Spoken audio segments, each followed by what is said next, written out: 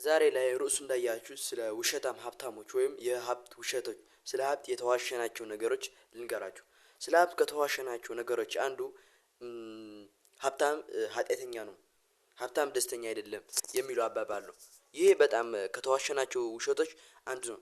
ለምንድነው ሀብታም ደስተኛ ይሆን እና ድሃ ደስተኛ ነው? እኔ ድሃ ደስተኛ ሆነ አይቼ አላውቅም። የራበው ሰውስ እንዴት ነው ደስታ የሚያውቀው? ውሸት ነው። ሶ የሀብት ውሸቶች ልንገራችሁ። ይሄ ስለ ሀብት የተዋሸናቸው ነገሮች ነው። የተማረ ሀብታም ይሆናል እኮ የተማረ ሀብታም ግን የፈለገው ሲማር ነው። ባይ ዘ ወይ የተማረ ሀብታም የሆነ መች እንደሆነ ታውቃላችሁ? ለምሳሌ አንድ ሰው ስለ ኢንጂነር በቃ ኦብሰስ ከሆነ ኢንጂነር ተምሮ ደግሞ በዛ ኦብሰስ የሆነው ነገር ተምሮ ወደ ገንዘብ እንዴት እንደሚለውጠው ሲማር ደግሞ አስቡት። ሶ የተማረ ሀብታም ይሆናል። አዎ ይሆናል። ግን ሀብታም ኃጢአተኛ አይደለም። ሀብታም ኃጢአተኛ አይደለም። ለዛውም ቲክቶክ ላይ ቪዲዮ ሰርቼ ነበር። ከአያችሁት ፒን አድርጌላችኋለሁ። ቲክቶክ ላይ ሳሙኤል አበበ ብላችሁ ልታገኙ ትችላላችሁ። ድሃ ኃጢአተኛ ነው። ድህነት ኃጢአት ነው። ለምን ኃጢአት እንደሆነ ንገራችሁ። አንደኛ መመጽወት አይችልም፣ ምክንያቱም ብር የለውም። ሁለተኛ ለልጆቹ ጥሩ ምግብና ጥሩ ልብስ ስለማይሰጥ የቤተክርስቲያን የማወቅ አያውቁም፣ ምክንያቱም ቤተክርስቲያን አይሁዱም ምናምን ገባ። እንደዛ እያለ ብዙ የሆነ ነገሮችን እና ድህነት ኃጢአት ነው። ሶ ዛሬ ደግሞ የምነግራችሁ ስለ የሶሻል ሚዲያ ውሸቶች እና ውሸት ሀብታሞች ናቸው። የሆነ ልጆች አየውና ምን አሉኝ መሰላችሁ? ቲኔጀሮች ናቸው፣ የኔ እኩዮች ናቸው። ከዛ በቃ እኔ መቼ ነው መኪና የሚይዘው ምናምን ብሎ ይጨነቃሉ። ምንድነው የሚያወሩት? ልጆች ናቸው አይደል? በቃ እኔ ተስፋ ቆርጫለሁ እባክህ እኔ ምናምን ብሎ ያወራሉ። እኔ በዛ ሰዓት ምን እንዳልኳቸው ልንገራችሁ። ማለትም ልጆች ናቸው፣ ኦፍ ኮርስ መስራት አለባቸው። ግን ለምንድነው ይሄን ያክል በቃ የሚጨነቁት? ምንም አይሰሩም። ገባ ባይዘው አብዛኛው ድሃ የሆኑ ሰዎች ችግራችን ምን መሰላችሁ? ድህነቱ ላይ አሁን ሳይሆን ችግራችን ድህነቱ ከድህነቱ ጋር በቃ ተላምደናል። ገባ ስለተላመድ ነው። ከዛ ደግሞ ሁለተኛ ደግሞ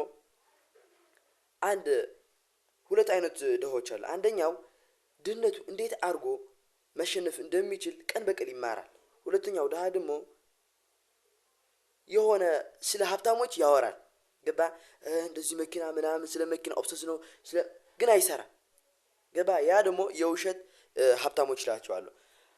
ስለ ውሸት ሀብታሞች ልንገራችሁ። በቲኔጀሮች ከሆናችሁ በተለይ ይህ ቪዲዮ ግዴታ ማድመጥ አለባችሁ፣ ግዴታ። አንደኛ አብዛኛው የዓለማችን ሀብታሞች እድሜያቸው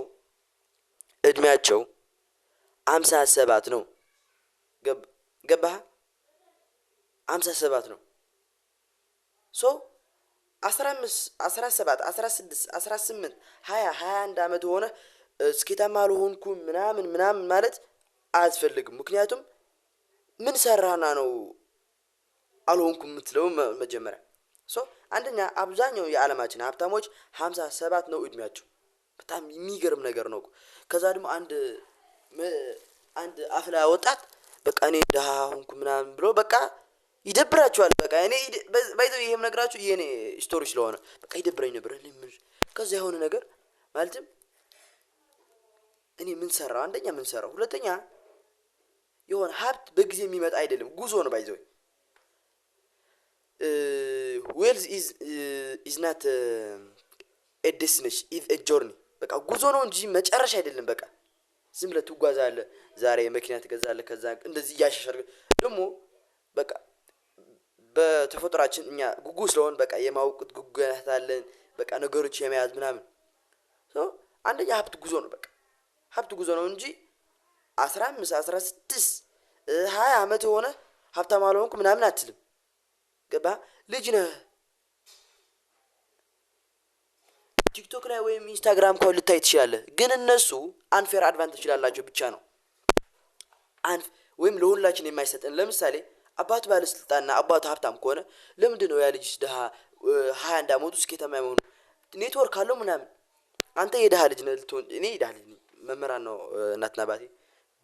የድሃ ልጅ ነኝ። ብሮ ምንድን ነው የምትለው? ሀብታም ካልሆንኩ አልልም፣ ግን ሀብታም የሚያደርገኝ መንገድ ግን እየሄድኩ ነው ወይ? ወደፊት ደስተኛ የሚያደርገኝ መንገድ እየሄድኩ ነው ወይ ብዬ ለራሴ ኮሽን አደርጋለሁ። በዚህ ደግሞ ዩቲዩብ ላይ ገብታችሁ እዮብ ኃይሌ ብላችሁ ገብታችሁ መኒ ስትሬስ ያለ ስለ ገንዘብ እንዴት እንደምንሰራ የሰራው ተመልከቱት። ከዛ ማለትም በ16 17 18 ዓመት ስኬታማ አልሆንኩ ለምንድን ነው የምትለው? መቼ ሰራህና ነው? ልጅ እኮ ነው ማለትም አንድ ሰው እድሜ ልኩን የሸቀለው መኪና ልጁ ከያዘው ከልጁ ጋር እንዴት ትወዳደራለህ? ድሃ ነህ አይደል? የምታውቅ ከሆነ ማለት ነው። እንዴት ነው ከሱ ጋር የምትወዳደረው? ኦፍ ኮርስ መወዳደር አለብህ። እንደሱ አይነት ይኖረኛል ብለህ ግን መወዳደር ከሱ ጋር ስትወዳደር በአይምሮህ ነው እንጂ በልብህ መሆን የለበትም። ልብህ ስሜታው ስለሆነ ማለት ስሜት እንዳይገባው ነው። በቃ እኔ እኮ የሀብታም ልጅ አይደለሁም ምናምን ብለህ ሳይሆን አሳካዋለሁ የጊዜ ጉዳይ ነው ምናምን ብለህ መቀጠል ስትችል ነው። ገባህ? ሶ እኔም አንድ በቃ እቺ በአንድ ስንት ስነግራችሁ 15 16 17 18 ቲኔጀር ሆናችሁ ኢቭንም እስከ 25 ዓመታችሁ ሆናችሁ አንድ የሀብታም ልጅ አንፌር በሆነ አድቫንቴጅ ያገኘው ስኬት ገባ? ያገኘው ስኬት ለምንድነው የሚያናድ? ለምንድነው የምትቀናው? ለምንድነው ከራስ ጋር የምትጋጨው? ህይወቱን እኮ ታውቀዋለህ። አንተ እኮ የለፋ ነው። ገባ? ሶ እንደዛ መሆን የለበትም። ተረዳኸኝ? ሶ ከዛ ደግሞ አብዛኛው የዓለማችን ሀብታሞች 57 ነው እድሜያቸው። ከዛ ደግሞ እሺ ሀብታም መሆን እፈልጋለሁ የምትል ከሆነ ደግሞ የምትሰቃይለት ነገር መፈለግ የሚያስደስት አትፈልግ። ቲክቶክ ምን ያስደስታል እኮ ሪአክሽን ቪዲዮ ማየት የሚያስደስታል። በቃ ብዙ ነገሮች ያስደስታል። ግን ደግሞ የምትሰቃይለት ነገር ፈልግ።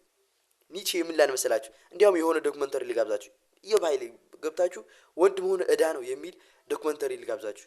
ገብታችሁ እዩት። ማስተርፒስ ነው ኢዮብ ኃይሌ።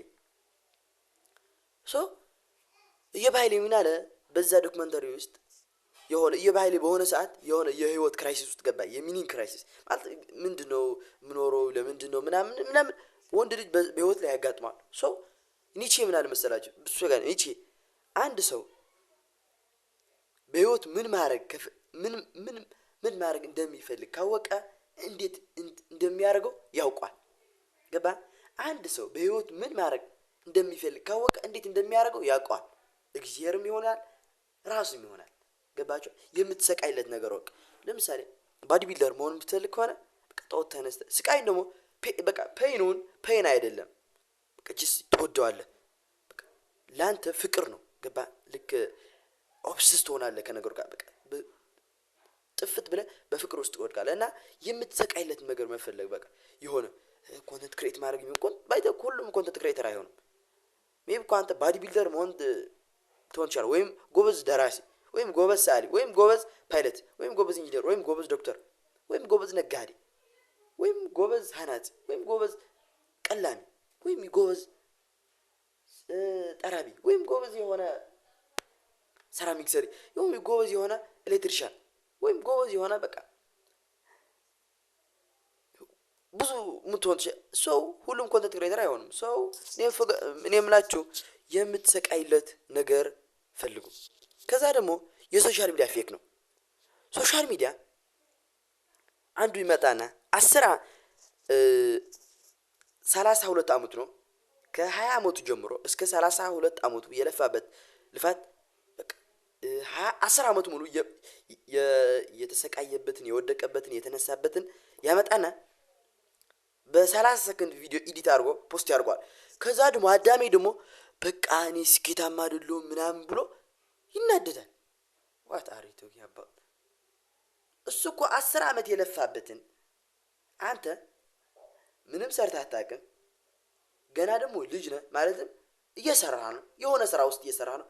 ለምንድነው የምትበሳጨው? ለምንድነው የምትቀናው? ለምንድነው ከራስ ጋር የምትጣላው ነው ፖይንት። ገባ? ሶሻል ሚዲያ ኢዝ ፌክ። በቃ እኔ ለምሳሌ ሶሻል ሚዲያ ካያችሁ በቃ ሳወራችሁ ምናምን እዚህ ጋር የማልሳሳት በቃ ፐርፌክት ሆኜ በቃ እዚህ ላይ የሆነ ሰልፍ ኢምፕሩቭመንት ላይ ሰልፍ ዲቨሎፕመንት ላይ የሆነ ተፍተፍ ስል ምናምን ፐርፌክት ነው። በቃ እኔ ባይ ዘ ወይ አንዳንድ እንቅልፍ እምቢ ይለኛል። 8 ሰዓት ተኝቼ 4 ሰዓት እነሳለሁ። በቃ ብዙ የሆነ ነገር ስህተት አለብኝ። አንዳንድ የመጽሐፍ ማንበብ ይደብረኛል። መጽሐፍ ሳላነብ ሳምንት ሙሉ አልፋለሁ ምናምን። ሶሻል ሚዲያ ፌክ ነው። በሶሻል ሚዲያ ያያችሁ ስኬት እንዳይመስላችሁ። እሺ አሁን በሀገራችን ኃይለ ገብረስላሴ ሀብታም ነው። የኃይለ ገብረስላሴ መኪና አይተኸው ታውቃለህ? አታውቅም። እሺ የሀገራችን ሀብታም አላሙዲን ነው። የአላሙዲን መኪና አይተኸው ታውቃለች? አታውቅም። አታውቅም ነው በቃ። ሶሻል ሚዲያ ያለው ሀብት ወይም ገንዘብ ፌክ ነው። በቃ አትመኑት። ያለው አያይም። ገባ? የኤርሚያስ አመልጋውን የኤርሚያስ አመልጋ መኪና አይተኸው ታውቃለህ? አታውቅም። የኤርሚያስ አመልጋ ህይወት አይተኸው ታውቃለህ? አታውቅም። እዚህ ቭሎጉ ላይ የሚሰራው ከ665 ቀን የተመቸው ቀን አንድ ቀን ቀርጾ ነው ፖስት የሚያደርገው። ሶ ሁሉም አትመነው። ሶሻል ሚዲያ ኢዝ ፋኪንግ ፌክ። በቃ ይሄ ስንት ጊዜ ነግራችኋለሁ። ቲክቶክ ላይ ፖስት አድርጌያለሁ። ሶሻል ሚዲያ ፌክ ነው። ከሶሻል ሚዲያ ጋር ህይወታችሁ አታነጻጽሩት። ቡልሽት ነው። እኔም አሳያችኋለሁ አንድ ቀን አንድ ቀን እኮ በቃ ፐርፌክት ሆናለች የሁላችንም ሰው ያ ቀን ፖስት ማድረግ ሰው መስራትና ለጊዜ መተው። ለምሳሌ እኔ ፖስት አደርጋለሁ አይደል 6 ወር ያህል ፖስት አድርጌያለሁ እና በዚህ 6 ወር ያህል ፖስት አደርግ ያን ያህል በቃ እዚህ ግባ የሚባል ስኬት አላየሁም። ማለትም እንደሰራው እንደለፋሁበት አልሰጠኝም። ማለት ያበዱ ኮንተንት ለራሴም ሳይሆን በቃ እገርማለሁ።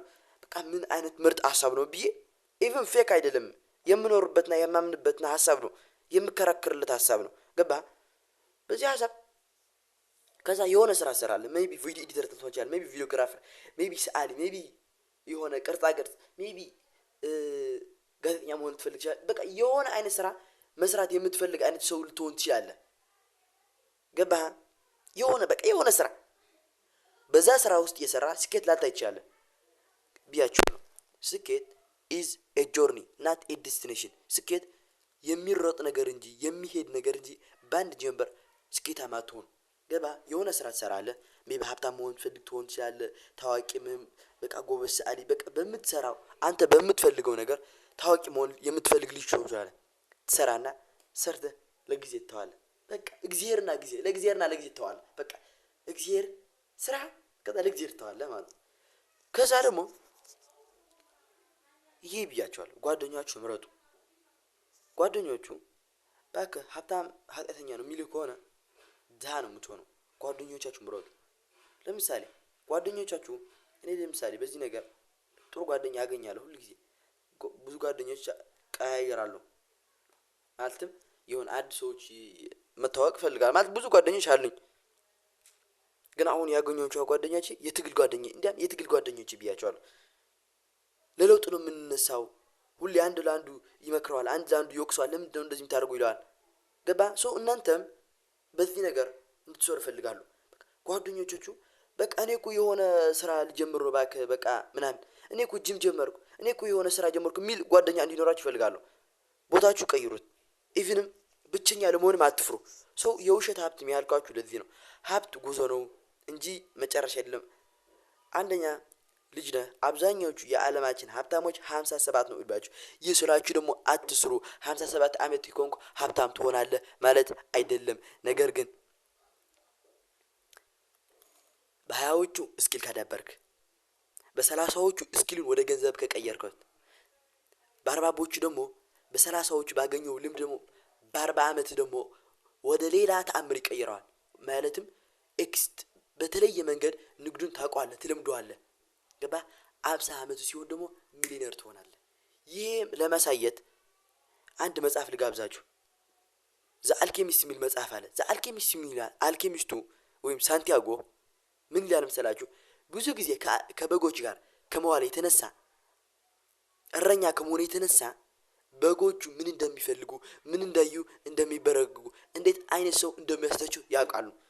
አንተም በ20 ዓመት ስኪል ካዳበርክ በ30 ዓመት ያ ስኪል እንዴት ወደ ገንዘብ እንድትቀይረው ከተማርክ ወይም 30 ዓመት ኤክስፒሪየንስ ካርክ በ40 ዓመት ደግሞ ወደ ገንዘብ ከቀየርከው በ50 ዓመት ደግሞ ስኬታማ ትሆናለህ። ገባ? ባይዱ ምናምን በቃ ስኬት ደግሞ ባይዱ የምትፈልገው መስራት ነው፣ የምትፈልገው መኖር ነው። ገባ? ሶሻል ሚዲያ ፌክ ነው ብያችኋለሁ። የአብይ አህመድ መኪና አይታችሁ አታውቁም። የኤርሚያስ አመልጋ መኪና አይታችሁ አታውቁም። የአላሙዲ መኪና አይታችሁ አታውቁም። ሀብታም የምትላችሁ ሰዎች በሶሻል ሚዲያ መጥተው መኪናቸው ይሄ የኔ መኪና ነው አይሉ። ገባ? አይሉ። አሳየኝና ልመን። ሶሻል ሚዲያ ያለው ሰው ፌክ ነው። በጣም ስሜታዊ ሆነ የሰራት ቪዲዮ ነው እና አንድ ነገር ልበላችሁ። ሰብስክራይብ አድርጉ። የሆነ ልጅ አለ ደግሞ በጣም የተመቸ እስከ መጨረሻ ያየው ልጅ አንድ ብቻ ልጅ አለ። ያ ልጅ ሻራውት በጣም አመሰግናለሁ። በቪዲዮ ነው ለማመሰግን በጣም አመሰግናለሁ። ሳፖርት እያረከኝ ነው። አንድ ቀን ፖድካስት አብረን ፖድካስት እናደርጋለን በቀዳማዊ ፖድካስት እና በጣም ለምትሰጡኝ ሳፖርት ሁላችሁም አመሰግናለሁና እስከ መጨረሻ ቪዲዮ ካያችሁት ማለት ነው እስከ መጨረሻ አይቼዋለሁ እና ይሄ ችግር አለ ወይም ይሄ በሉኝና በቃ ደስ ይለኛል። እስከ መጨረሻ ያያችሁ ብቻ ኮሜንት አድርጉልኝ። ሶ እኔም እንደምሰራ በጣም ብዙ ፋን እንዳለኝ ወይም የሚሰማኝ አካል እንዳለ ለማወቅ ነው። ሶ ቪዲዮውን ሜይቢ ሀሳብ ይጨመርለታል ሀሳብ ትንሽ ይጎላል መጨመር አለበት ምትሉ ከሆነ እጨምርለታለሁ። ሶ በጣም ደስ ያለኝ ፖድካስት ነው። በጣም ኢቭንም ሶሻል ሚዲያ በምታያቸው ፌክ ነው የውሸት ሀብታሞች ምናምን ይጨመርልን ምትሉኝ ከሆነ ደግሞ ፓርት 2 ብላችሁ ኮሜንት ላይ አስቀምጡልኝ። እኔም ትንሽ ሪሰርች አድርጌ እጨምርለታለሁ። ቀዳማዊ ፖድካስት ፎሎ አድርጉ፣ ሰብስክራይብ አድርጉ ቲክቶክ ላይ ምናምን ማለት ከዛ እስከ መጨረሻ ያያችሁ ልጅ ደግሞ ኮሜንት ላይ ጻፉ። ባይ